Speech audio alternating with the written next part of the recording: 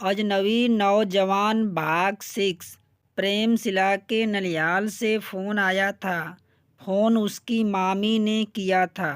दरअसल जब प्रेमशिला ननिहाल में थी तो वो सबके काम में हेल्प करती थी और वैसे भी उसका स्वभाव बहुत मिलनसार था। एक दिन मोहल्ले से कुछ औरतें मिलने आई थी। तब प्रेमशिला ने ही सबको चाय नाश्ता दिया था और सबसे शालीनता से बैठकर बात भी की थी।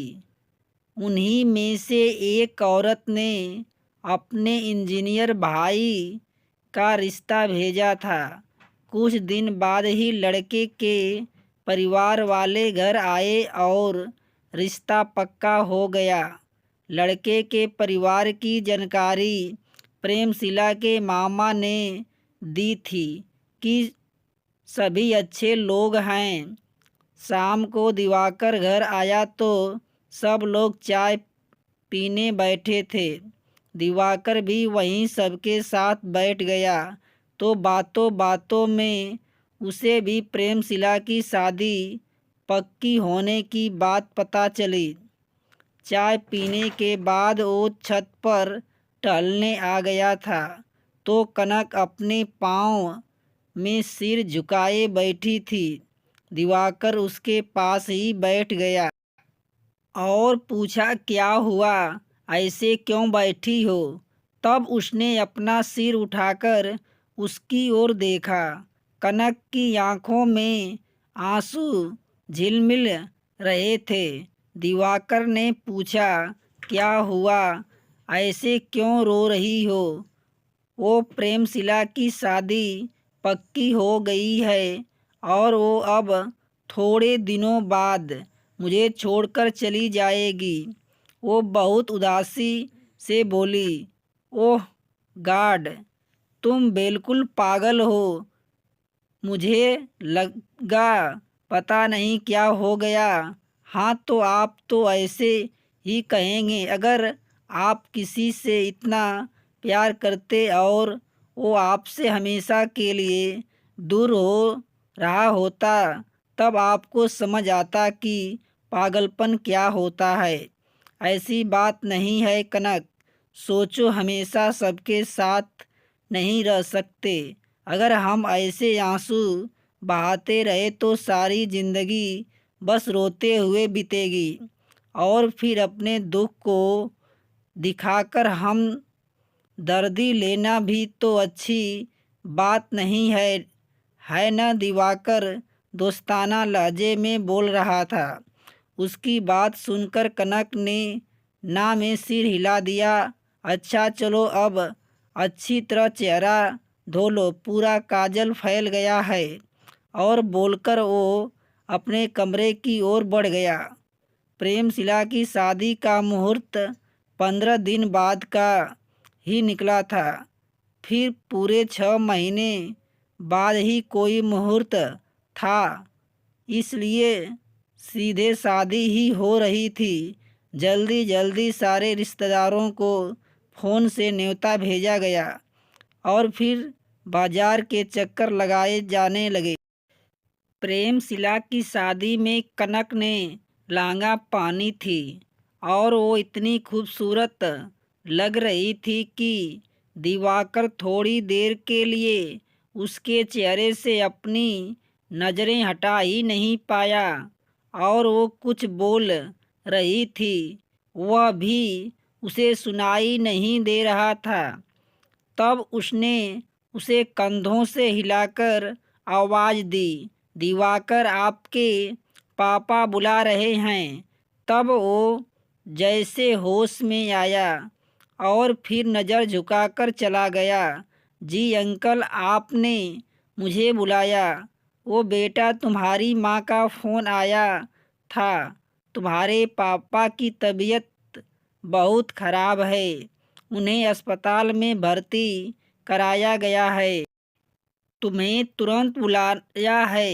दिवाकर ने इस वक्त अपने जाने की तैयारी शुरू कर दी।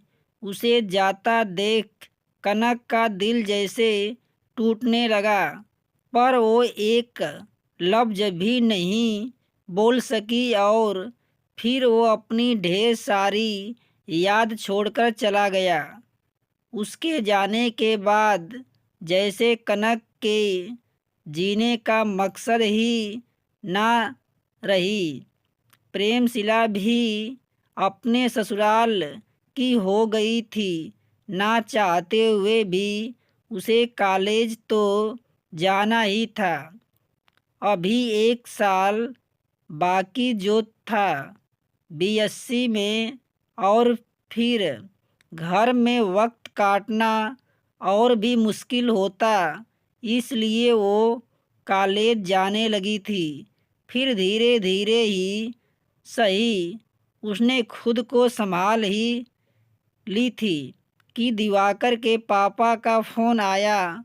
उन्होंने अपनी बेटी पुष्पा की शादी में सबको बुलाया था। अब उनकी तबीयत ठीक थी। कॉलेज से आते ही उसे यह खबर गोपाल ने दी कि अगले हफ्ते हम सब दिल्ली चल रहे हैं दिवाकर की बहन की शादी में। और ये खबर सुनकर जैसे कनक की रंग रंग में जिंदगी दौड़ गई। बड़ी मुश्किल से उसे खुद को संभाला कि अभी पूरे 1 हफ्ते का समय है, इसलिए थोड़ा धड़कनों पर रोक लगाओ कनक।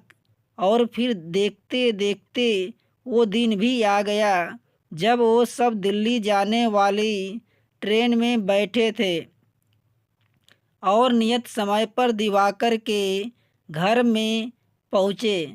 शादी का घर था तो बहुत सारे मेहमान भी थे।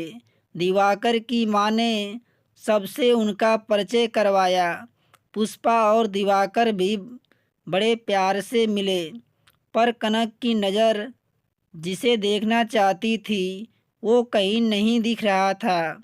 वो खुद से किसी से पूछ भी नहीं सकती थी, इसलिए खामोशी में बैठी थी कि गोपाल ने उसकी मुश्किल आसान कर दी। उसने रोहित से पूछा, रोहित भैया, दिवाकर भैया कहीं गए हैं क्या? हाँ, उन्हें पापा ने किसी काम से पूना भेजा है, कल तक आ जाएंगे।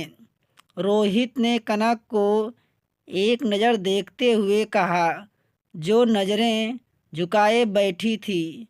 अच्छा, कनक ने सुना तो न चाहते हुए भी उसकी निगाहें ऊपर उठ गई और रोहित जो उसे ही देख रहा था, तो दोनों की नज़रें मिल गई।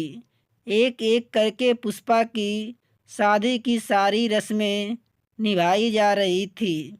हल्दी, मेहंदी, संगीत पर दिवाकर का कोई पता नहीं था और जैसे उसके होने ना होने से किसी को कोई मतलब भी नहीं था। कनक को अजीब लगा कि घर में बहन की शादी है और बड़ा भाई नदारद है, फिर भी किसी को कोई मतलब नहीं। कैसे सब खुशी खुशी सारी रस्म में पूरी हो रही थी। तभी उसने अपनी माँ और कुछ रिश्तेदारों को बात करते हुए सुना कि दिवाकर की माँ अब जिंदा नहीं है, इसलिए उसे कोई महत्व नहीं दिया जाता। तब उसने अपनी माँ से इस बारे में पूछा तो उन्होंने बताया कि हाँ बेटा, वो सब सही कह रही हैं। ये सब जानकर कनक को बहुत दुख हुआ कि शायद इसलिए दिवाकर इतना चुपचाप रहता था। फिर पुष्पा की शादी की घड़ी भी आ गई, मगर दिवाकर घर नहीं लौटा। उसने कुछ रिश्तेदारों की बात सुनी जो कह रहे थे कि दिवाकर शुरू से ही रिश्ते निभाने में पीछे रहता है, बड़ा गैर जिम्मेदार है। वो कनक को उसके बारे में ऐसी बातें सुनकर बिल्कुल अच्छा नहीं लगा, पर वो केवल सोच ही सकती थी। पुष्पा की शादी हो गई और वो अपने ससुराल चली गई। दूसरे दिन कनक और उसकी फैमिली वापस जाने वाले थे, पर पुष्पा की मम्मी ने इशारा किया कि 2 दिन रुक कर जाइए, अभी पुष्पा की विदाई हुई है। कनक बेटी से जाने क्यों लगाव सा हो गया है, और इतने मान से रोकने पर वे लोग रुक गए। रोहित का व्यवहार सबको बहुत अच्छा लगा। हालांकि कनक उससे कम ही बोलती थी, पर वो अपनी बातों में उसे भी शामिल कर ही लेता था। रोहित बैंक में मैनेजर के पोस्ट पर कार्यरत था और दिवाकर की तरह ही स्मार्ट शक्लों सूरत का नौजवान था। 2 दिन बाद सब वापस आ गए थे, पर सबकी जुबान पर रोहित की ही बातें थी। रोहित इतना मिलनसार है, बड़ों की इज्जत करता है, बिल्कुल घमंड नहीं है उसे वगैर वगैर। और ये सब सुनकर कनक के कान पक गए थे। अभी दिल्ली से आए हुए दूसरा ही दिन था कि दिवाकर के पापा का फ़ोन आया, और कनक के पापा ने अपने दोस्त से बात करने के बाद जब फ़ोन रखा तो वो बहुत खुश थे। उन्होंने बताया कि उनका दोस्त दोस्ती को रिश्तेदारी में बदलना चाहता है। ये खबर सुनकर सब बहुत खुश हो गए। तब कनक किचन में चाय बना रही थी, और जब वो सबके लिए चाय लेकर आई तो उसके कान में भी उसके और रोहित की शादी की बात पड़ी। ये बात सुनकर वो पूरी तरह शॉक रह गई। बाद में उसने अपनी माँ से दबे स्वर में कहा, माँ, दिवाकर तो रोहित का बड़ा भाई है, फिर पहले तो उसकी शादी होनी चाहिए ना। कनक की माँ ने उसे अपने पास बैठा लिया और बोली, देखो बेटा, मैं तुम्हारी माँ हूँ, और दिवाकर के यहाँ से वापस जाने के बाद तुम्हारी हालत जो हुई थी उससे भी मैं बेखबर नहीं हूँ।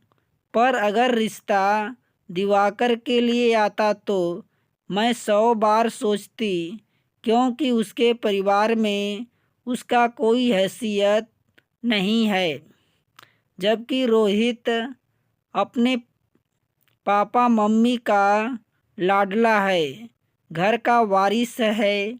इसलिए मुझे सोचने की कोई ज़रूरत नहीं है। और फिर दिवाकर और रोहित दोनों के स्वभाव में भी फर्क है।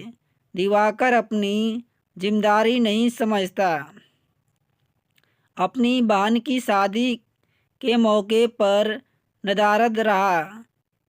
वहीं रोहित का व्यवहार हम सब देख चुके हैं, कितना अच्छा है, और वैसे भी वो बहुत पसंद करता है।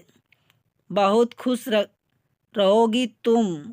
फिर उन्होंने कनक के सिर पर हाथ फेरते हुए कहा, देखो बेटा, खुश किस्मती खुद चलकर आए तो उसे ठुकराना नहीं चाहिए। और फिर ये भी सोचो, दिवाकर तो अब तक घर भी वापस नहीं आया। उसके पापा को भी उसकी कितनी चिंता हो रही थी।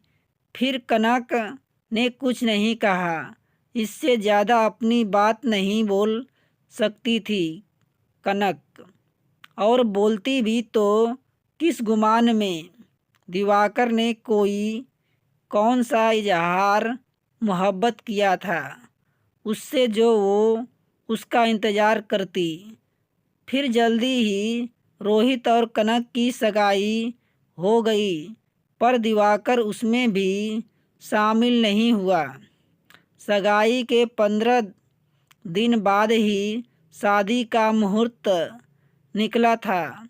कनक की बहनें उसे छेड़ रही थी कि एक तरह से लव मैरिज ही हो रही है। तुम्हारी रोहित जीजू ने तो तुम्हें देखते ही पसंद कर लिया था। और कनक बस नज़रें झुकाई सुनती रही थी। सबकी बातें। कनक के दिल में दिवाकर से मिलने की कसक ही रह गई और उसके आए बगैर ही रोहित के साथ उसकी शादी हो गई। विदाई के वक्त वो प्रेमशिला के गले लगाकर बहुत रोई। बड़ी मुश्किल से उसे चुप कराया गया और फिर वो आंसू भरे नैनों में रोहित के साथ विदा हो गई। रोहित के साथ कनक ने अपने ससुराल में गृह प्रवेश किया। रोहित की माँ और बहन पुष्पा ने आरती उतारकर नए जोड़े का स्वागत किया और जब उसे एक सजाए कमरे में ले जाया जा रहा था तो उसकी नज़र दिवाकर पर पड़ी। उसे सामने देखकर कनक का सिर घूमने लगा और वो बेहोश होकर गिरने लगी, पर रोहित ने जल्दी से उसे अपनी गोद में उठा लिया और कमरे में ले जाकर सुला दिया। फिर उसे पानी लाकर पिलाया। वो बहुत परेशान हो गया था और बार बार उसका सिर छूकर देख रहा था कि कहीं उसे बुखार तो नहीं। कनक रोहित के इतना केयर करने की वजह से बहुत शर्मिंदा हो रही थी, पर अपने दिल के हाथों मजबूर थी, जो दिवाकर को सामने देखकर बेचैन हो गई थी। उधर पुष्पा दिवाकर को बोल रही थी, भाई आपको माँ बुला रही है। पुष्पा की बात सुनकर दिवाकर एक बेहोशी किसी कैफियत में माँ के सामने आकर खड़ा हुआ। जी कहिए बेटा, जाओ दुल्हन को मुंह दिखाई दो। और उनके हुक्म पर कनक के कमरे में गया और बेड के दूसरी छोर पर बैठ गया। उसने अपने प्यार का इजहार करने में देरी किया और आज उसे इस बात की कितनी बड़ी सज़ा मिली है, दिवाकर का दिल जानता है। शादी मुबारक हो कनक। दिवाकर की आवाज़ सुनकर कनक ने घूंघट उलटकर उसे अजीब सी निगाहों से देखी और बोली, आप इतने दिनों तक क्यों नहीं आए। उसकी झील सी आँखों में उदासी के साथ ही आंसू भी झिलमिले लग गए थे। रोहित बहुत अच्छा इंसान है, कनक तुम्हें बहुत खुश रखेगा। दिवाकर को अपने दिल संभालना मुश्किल हो गया। बड़ी मुश्किल से कहा, मैं मजबूर था कनक। शायद मेरी ज़िंदगी में ईश्वर ने खुशी नहीं लिखी। दिवाकर के लफ्ज टूटते से निकले। उसने जेब से पायल का बॉक्स निकालकर उसके पास रख दिया और अपने आँखों के आंसू पोंछता हुआ कमरे से बाहर निकल गया। दिवाकर के कमरे से निकलने के बाद कनक की आँखों ने बांध तोड़ दिए। वो रोते हुए खुद से कहने लगी, रोहित बहुत अच्छा इंसान है, पर वो दिवाकर नहीं है। मेरा प्यार नहीं है। कैसे बर्दाश्त करूं मैं। मेरा प्यार मेरे सामने है और मैं किसी और के नाम का मंगलसूत्र पहन चुकी हूँ। दिवाकर अपने कमरे में आड़े तिरछा लेटा था। उसकी किस्मत बचपन से उसके साथ धोखा करती आई है। पुष्पा की शादी में शामिल होने के लिए वो सही समय पर पुणे से चला था, पर एक कार से उसका एक्सीडेंट हो गया और वो खाई में गिर गया। उसमें उसे बहुत चोट आई, बहुत खून बह गया। उसका वो तो कार वाला बुरा इंसान नहीं था। उसने उसे खाई से निकालने के बाद अस्पताल पहुंचाया, जहां महीने भर वो बेहोशी की हालत में रहा। उसका फ़ोन एक्सीडेंट में नष्ट हो चुका था और वो खुद ऐसे हालत में नहीं था कि कोई नंबर उसे याद रहता। जब वो ठीक हुआ तो अपने घर आया, पर यहाँ आकर पता चला कि ईश्वर ने नई जिंदगी तो दे दी थी, पर जिंदगी जीने की वजह ही छीन ली थी। दिवाकर ने अपनी जिंदगी के कुछ और दर्द अपनी डायरी के पन्नों पर कैद कर दिया और निठाल होकर गिर पड़ा। रोहित जब अपने कमरे में गया तो कनक अपने घुटनों में मुंह छुपाकर रो रही थी। उसने समझा कि अपनी माँ पिता से दूर होना कनक से बर्दाश्त नहीं हो रहा। उसने कनक का हाथ अपने हाथ में लेकर प्यार से कहा, रिलैक्स कनक, सारी लड़कियां एक न एक दिन अपने माता पिता से दूर होती हैं, पर कोई इतना नहीं रोता। प्लीज़ चुप हो जाओ, मैं तुम्हें रोते हुए नहीं देख सकता। उसके इतने प्यार से कहने पर कनक ने जल्दी से अपनी हथेलियों से अपने आंसू पोंछ लिए। अच्छा ये हुआ न बात, बस अब तुम नहीं रोएगी। रोहित ने अपने हाथ से कनक के आंसू साफ किया और उसके चेहरे पर अपनी हथेलियों में भरते हुए कहा। कनक ने अपनी खाली आंखों में रोहित की ओर देखा, जो एक अच्छा इंसान होने के साथ साथ किसी हीरो की तरह ही बहुत स्मार्ट और हैंडसम था। पर उसके दिल में तो किसी और ने जगह घेर रखी थी। रोहित उसे प्यार से बता रहा था, कनक, मैं आज तक केवल खुशियाँ ही देखी है, जो चाहा वो मिला है मुझे। पर इसका मतलब ये नहीं कि मैं किसी का दुख शेयर नहीं कर सकता। मेरी कोई भी बात तुम्हें बुरी लगी तो मुझे बेहिचक बताना, मैं बिल्कुल बुरा नहीं मानूंगा। पर हाँ, मुझे कभी झूठ मत बोलना, मुझे झूठ से सख्त नफ़रत है। मैं भी तुमसे कुछ नहीं छुपाऊंगा। मैं ऑफिस में अपनी एक कलीग को पसंद करता था और उसके बारे में मम्मी को बताया चाहता था, पर जब तुम्हें पुष्पा की शादी में देखा तो ऐसा लगा कि अगर तुम्हें खो दिया और इस लड़की से शादी की तो उसे कभी खुश नहीं रख सकूँगा। तुम पहले नज़र में ही मेरे दिल दिमाग में जैसे जड़ जमा चुकी थी। दोस्तों, कहानी का शेष भाग 7 में। यदि कहानी अच्छी लगे तो लाइक शेयर सब्सक्राइब अवश्य करना।